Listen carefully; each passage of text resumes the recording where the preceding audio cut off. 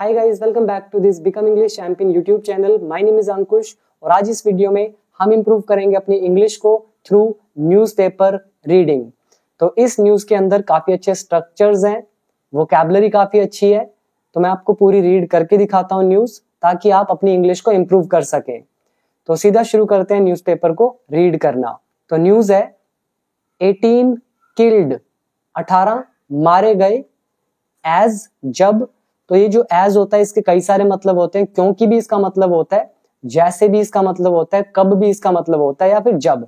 तो हम मान लेते हैं कि 18 लोग मारे गए जब as an under construction railway bridge, एक जो अंडर कंस्ट्रक्शन रेलवे ब्रिज था, मतलब रेलवे ब्रिज का काम चल रहा था, अंडर कंस्ट्रक्शन में था वो। तो जब वो कोलैप्सिस, वो ढह गया।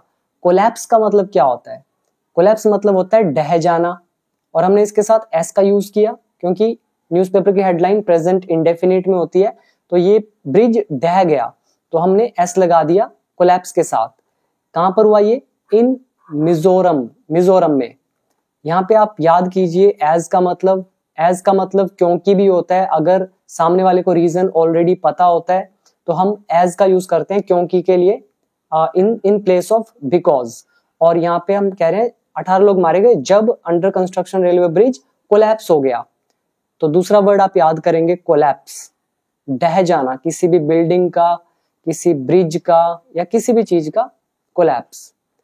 तो अब न्यूज ध्यान से समझिएगा। यहाँ पे आप इमेज देख रहे हैं, ये जो है, ये पिलर्स खड़े हुए हैं यहाँ पे। ये जो था, ये देखिए, ये जो ब्रिज है ये नीचे गिर गया। तो न्यूज पढ़ते हैं फिर समझ में आएगा पूरा। यहां लिखा है अ रेलवे ब्रिज, एक रेलवे ब्रिज अंडर कंस्ट्रक्शन, जिसका काम चल रहा था, over the Kurung river, Kurung river के ऊपर, इन मिजोरम, मिजोरम में, कोलैप्स्ड, वो ढह गया। अब यहां पे ध्यान दीजिए, यहाँ पे अ रेलवे ब्रिज, ये तो हो गया हमारा सब्जेक्ट। इसकी वर्ब कौन सी हुई? ये हुई कोलैप्स। ठीक है, तो ध्यान रखिएगा, a railway bridge is subject, collapse जो है ये है वर्ब की सेकंड फॉर्म, ये हो गया पास्ट इंडेफिनिट। बाकी सारा फर्दर ब्रिज के बारे में बता रहे हैं। कौन सा ब्रिज? जो अंडर कंस्ट्रक्शन में था, जो कुरुंग रिवर के ऊपर बन रहा था मिजोरम में, तो वो ढह गया ऑन वेनसडे, वेनसडे को। किलिंग, मारते हुए, मतलब उसका रिजल्ट क्या हुआ? किलिंग, मारते हुए, एटलीस्ट 18 वर्कर्स, 18 कर्मचारियों को। तो आई होप यहां तक आपको समझ में आया। तो इसके आगे बढ़ते हैं, और आप में से अगर कोई इस चैनल पर न्यू है तो सब्सक्राइब जरूर कर लीजिएगा। और अगर स्टेप बाय स्टेप इंग्लिश को सीखना है, पूरी English with more than 500 videos, तो आप मेरे कोर्स को ज्वाइन कर लीजिएगा बिकम इंग्लिश चैंपियन ऐप के अंदर। तो ये मेरी गारंटी है कि आपको हो नहीं सकता कि आपको कोई भी रूल इंग्लिश का ना आए, आप पूरी इंग्लिश मेरे सिंगल कोर्स से सीख सकते हैं। तो इसके लिए become English champion app download कर लीजिए, और कोर्स का प्राइस है 799 फॉर 1 ईयर। बहुत ही अफोर्डेबल प्राइस है, प्राइस बढ़ेंगे, इससे पहले आप ज्वाइन जरूर करें। आगे लिखा है द इंसिडेंट, इंसिडेंट मतलब होता है घटना। ये जो घटना है, अकर्ड, ये घटित हुई। अकर मतलब होना, अकर मतलब किसी चीज का घटित होना। तो ये घटित हुई एट 9:30 AM, सुबह 9:30 बजे। एट कहां पर? साइरंग, साइरंग में। तो एट क्यों यूज किया? जब हम छोटी लोकेशन की बात करते हैं तो एट का यूज करते हैं, बड़ी लोकेशन के साथ इन का, जैसे मिजोरम के साथ यहाँ इन का यूज किया, और साइरंग के साथ एट का। तो ये घटना घटी 9:30 बजे सुबह साइरंग में, अबाउट, जो कि करीब करीब 21 किलोमीटर है, फ्रॉम द स्टेट कैपिटल एजावल। तो ये एजावल मिजोरम की कैपिटल है, इससे 21 किलोमीटर की दूरी पर ये जगह है साइरंग, यहाँ पे ये इंसिडेंट घटा। अ टोटल ऑफ 28 वर्कर्स, कह रहे हैं कि total 28 workers are believed to have been at the site.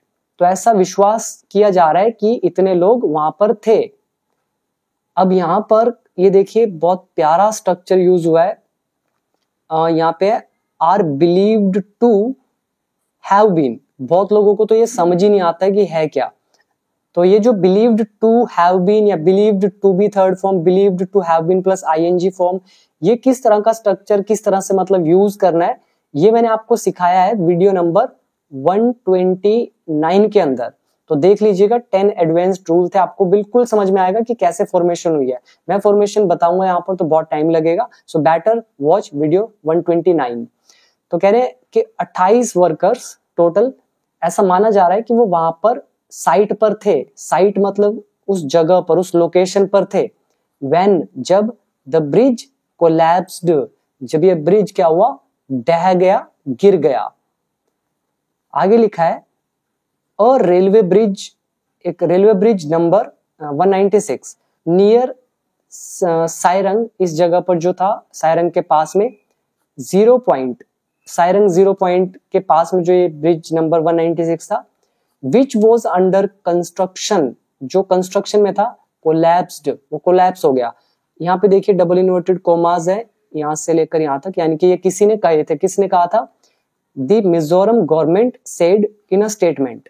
तो मिजोरम गवर्नमेंट ने कहा एक स्टेटमेंट में, अपनी स्टेटमेंट दी, उसमें उन्होंने कहा, तो बोला कि रेलवे ब्रिज नंबर 196 जो सायरंग 0 पॉइंट के नियर था, तो ये ब्रिज कौन सा, विच वॉज अंडर कंस्ट्रक्शन, यहाँ पे विच रिलेटिव प्रोनाउन है, तो कोलैप्स्ड, वो ढह गया।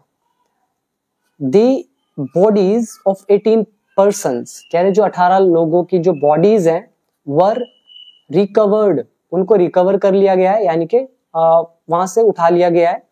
वाइल, जबकि 3 इंजर्ड वर रेस्क्यूड, जबकि 3 जो चोटग्रस्त थे, इंजर्ड थे, वर रेस्क्यूड, उनकी जान बचाई गई। तो यहाँ पे वाइल एक कंजंक्शन है, 3 इंजर्ड वर्ड वर रेस्क्यूड, ये हमारा past indefinite of passive voice. तो इनकी मतलब 18 तो जो है उनकी बॉडी को रिकवर किया गया, ये भी पैसिव वॉइस है। वर लगाया हुआ है, मैं हाईलाइट कर देता हूं इसको, वर रिकवर्ड, इनको रिकवर किया गया। वाइल, जबकि जो 3 इंजर्ड थे उनको रेस्क्यू किया गया। तो ये पास्ट इंडेफिनिट पैसिव वॉइस का। इसके बाद है north east frontier railway officials. तो जो नॉर्थ ईस्ट के फ्रंटियर मतलब बॉर्डर रेलवे ऑफिशियल्स जो हैं, नॉर्थ ईस्ट के बॉर्डर के रेलवे ऑफिशियल्स, सेड, उन्होंने कहा, अ गडर, ये जो अ गडर है इसको ग ड और आधा र, मैं लिख देता हूं, ग ड और आधा र, तो र और ये नीचे इसका मतलब होता है आधा र, तो गडर। अब गडर क्या चीज है, अ स्टील स्ट्रक्चर, स्टील का जो स्ट्रक्चर है, ऑन विच, जिस पर, अ रेलवे ट्रैक इज लेड, जिस पर रेलवे ट्रैक रखा जाता है। तो आपने देखा होगा रेलवे ट्रैक जो लोहे का स्ट्रक्चर है जिस पर रेलवे ट्रैक रखा जाता है उसको बोलते हैं गडर। तो वो क्या हुआ, कोलैप्स्ड, वो ढह गया। वाइल, जब, इट वॉज बीइंग इंस्टॉल्ड, जब इसको इंस्टॉल किया जा रहा था। तो इमेज में आपको दिखा देता हूं, ये इमेज आपको दिख रहा है, यहाँ पे लोहे रखे जाते हैं, ऐसे करके गडर रखे जाते हैं, तो इसके ऊपर फिर नट लग के ये लोहे का स्टील स्ट्रक्चर सारा यूज होता है। तो ये जो दिख रहा है आपको इमेज में, तो ये सारा इसकी बात हो रही है, तो इसको बोलते हैं गडर। तो जब इसको इंस्टॉल किया जा रहा था तो ये ढह गया। अब यहाँ स्ट्रक्चर देखिए, railway track is laid, laid यहाँ पे वर्ब की थर्ड फॉर्म है, इज लगा हुआ है, ये रेलवे ट्रैक ऑब्जेक्ट है, ये पैसिव वॉइस हो गया, प्रेजेंट इंडेफिनिट। और उसके बाद वाइल कंजंक्शन है, इट वॉज बीइंग इंस्टॉल्ड, जब इसको इंस्टॉल किया जा रहा था, ये हमारा पास्ट कंटिन्यूअस है लेकिन पैसिव वॉइस का, कौन कर रहा था इंस्टॉल पता नहीं, बट किया जा रहा था, तो पैसिव वॉइस, तो उस टाइम ये ढह गया। आगे लिखा है पिलर्स इंटैक्ट। अब पिलर्स होते हैं खंबे, ये जो खंबे हैं इमेज में देख रहे हैं आपको, तो खंबे इंटैक्ट, इंटैक्ट मतलब होता है बरकरार, मतलब अभी भी वैसे ही है, सही है। According to the railway ministry, railway ministry के अनुसार, द गर्डर वॉज डिजाइंड, तो गर्डर को डिजाइन किया गया था by the Paris headquartered STUP consultants. तो कह रहे हैं कि जो पेरिस हेडक्वार्टर्ड, पेरिस में जो जगह है हेडक्वार्टर्ड है उसका नाम है STUP। तो वो जो कंसल्टेंट्स थे तो उनके द्वारा इसको डिजाइन किया गया एंड प्रूफ चेक्ड, और उसकी अच्छे से चेकिंग भी की गई बाय एक्सपर्ट्स के द्वारा। कहां से? From the Indian institute of technology Guwahati, यानी कि IIT गुवाहाटी के जो एक्सपर्ट्स हैं उनके द्वारा भी इसको प्रूफ चेक किया गया। तो डिजाइन किया गया पेरिस हेडक्वार्टर्ड जो STUP कंसल्टेंट्स हैं, और प्रूफ चेक किया गया IIT गुवाहाटी के एक्सपर्ट्स के द्वारा। तो ये उन्होंने कहा रेलवे मिनिस्ट्री ने। और इसके अलावा मैं एक बार हाईलाइट भी कर देता हूं ताकि आपके लिए अच्छा रहे। तो was being, this is passive voice, was designed आपको याद रखना चाहिए, एंड यहाँ पे प्रूफ चेक्ड एक वर्ब है। तो अब हम आगे पढ़ते हैं, फिर देखते हैं। इसके आगे लिखा है railway officials said, railway officials ने कहा the pillars of the bridge, जो ब्रिज के खंबे थे, वर इंटैक्ट, वे बरकरार थे। इंटैक्ट एक एडजेक्टिव है जिसका मतलब होता है बरकरार रहना, उसी अवस्था में रहना, सही रहना। तो ऑफिशियल्स ने कहा कि वो सही थे। अब यहाँ पे वर का यूज हुआ क्योंकि ये इनडायरेक्ट नरेशन है, क्योंकि है तो अभी भी प्रेजेंट में आर इंटैक्ट है, लेकिन वो वर यूज किया बिकॉज यहाँ पे देखिए सेड यूज हुआ, तो इनडायरेक्ट नरेशन। और इसके अलावा और क्या बोल रहे हैं, ये जो पिलर्स थे क्या थे? द टॉलेस्ट ऑफ विच, जिनमें से सबसे जो टॉलेस्ट था इज 95 मीटर्स, वो 95 मीटर का था। तो अभी भी ये इंटैक्ट है, बरकरार है। तो इसको भी मैं हाईलाइट कर देता हूं, आप इसको भी याद कर लीजिए। और यहाँ पे देखिए of which, the tallest of which, जिसमें से जो सबसे बड़ा है वो 95 मीटर का है। आगे है द रेलवेज, जो रेलवे वाले हैं, कॉन्स्टिट्यूटेड, इन्होंने गठित किया, गठन बनाना, आयोजित करना, ठीक है, इन्होंने गठित किया। और हाई लेवल कमेटी, एक हाई लेवल कमेटी को इन्होंने गठित किया है, बनाया है, टू इन्वेस्टिगेट करने के लिए, जांच पड़ताल करने के लिए, द एक्सीडेंट, इस घटना को, एंड और अनाउंस्ड, और घोषणा की है, एन एक्स ग्रेशिया कॉम्पनसेशन। अब अनाउंस का मतलब होता है बोलना, घोषणा करना, ऐलान करना। तो यहाँ पे अच्छा वर्ड है, पहले इसको याद कर लो फिर समझ में आएगा। एक्स ग्रेशिया, एक्स ग्रेशिया क्या होता है? जिसको आप बोलते हैं किसी पे दया, जब कोई मर जाता है तो सरकार उनको कुछ मुआवजा देती है। मुआवजा मतलब कॉम्पनसेशन। तो एक्स ग्रेशिया कॉम्पनसेशन क्या हो गया? एक तरह से जो दया करके, या अनुग्रह राशि जिसको बोलते हैं, अनुग्रह राशि, तो उसको ही बोलते हैं एक्स ग्रेशिया कॉम्पनसेशन। तो उनको एक्स ग्रेशिया अनाउंस किया गया है ऑफ 10 लाख, 10 लाख का, ईच मतलब हर एक को, जो भी जितने भी लोग हैं हर एक को। और किसको देंगे वो? फॉर द किन ऑफ दोज किल्ड। किन कौन होते हैं? किन होते हैं साथी, रिलेटिव्स।